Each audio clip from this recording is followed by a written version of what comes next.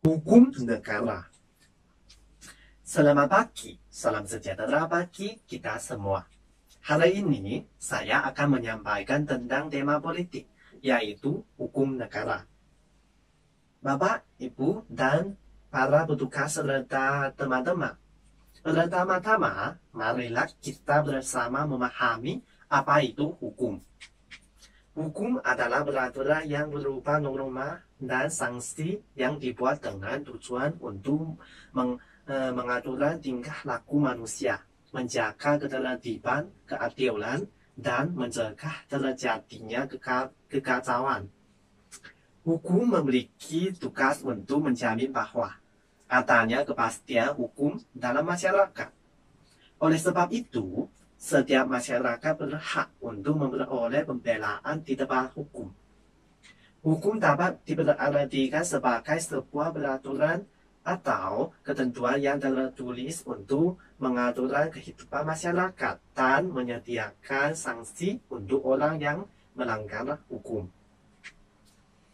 Bapak, Ibu, dan para petugas serta teman-teman, setelah memahami hukum, kita bisa mengetahui hukum mempunyai tujuan yang luar biasa, seperti ketertiban, kedamaian, ketentraman, kebahagiaan, dan kesejahteraan dalam tata kehidupan masyarakat. Jadi, lanjutnya perkenankan saya untuk terus memperkenalkan fungsi hukum. Saya yakin kalian bisa gampang memahami fungsi hukum dengan adanya pengertian terhadap hukum. Pertama, hukum berfungsi sebagai perlindungan bagi warga negara, yaitu hukum dapat melindungi masyarakat dari ancaman bahaya dan pelanggaran yang berpotensi terjadi. Misalnya seperti kita ketahui bahwa narkotik sangat berbahaya bagi kesehatan kita, termasuk merusak sistem pernapasan, sistem kekebalan tubuh, dan lain. Tapi di Tiongkok kita, narkotik bisa dicegah dengan baik. Pada tahun 2019, jumlah penggunaan narkotik yang ditemukan mengalami penurunan mencapai sebesar 30,6% dibandingkan dengan tahun lalu. Lalu, kepuasan masyarakat terhadap upaya pengendalian narkoba mencapai sebesar 96,96%. Justru adanya perlindungan hukum, kita bisa dilindungi dengan baik, sehingga tidak diancam oleh berbagai narkotik. Bapak, Ibu, dan para petugas serta teman-teman, setelah mengetahui makna hukum dan fungsinya, jadi lanjutnya marilah kita tetap menaati hukum.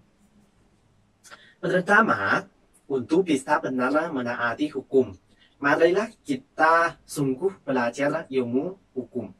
Mungkin kamu yang bukan anak jurusan hukum merasa mempelajari hukum adalah rumit. Akan tetapi, mempelajari hukum sebenarnya sangat penting. Karena setelah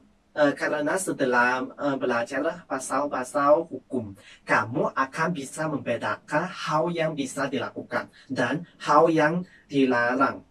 Jadi, saya yakin setelah itu banyak hal yang jelek akan berkurang dalam masyarakat kita. Keduanya, marilah kita bersikap serius untuk tetap menaati hukum. Dalam sehari-hari, baik regulasi maupun undang-undangan, kita harus selalu bersikap serius untuk menaatinya, termasuk mematuhi peraturan lalu lintas, tidak buang sampah sembarangan, dan mematuhi peraturan lainnya. Demikian pidato yang saya dapat sampaikan. Saya mohon maaf apabila ada kesalahan baik yang disengaja maupun yang tidak disengaja, karena sesungguhnya kesempurnaan hanyalah milik Allah semata. Sekian dan terima kasih.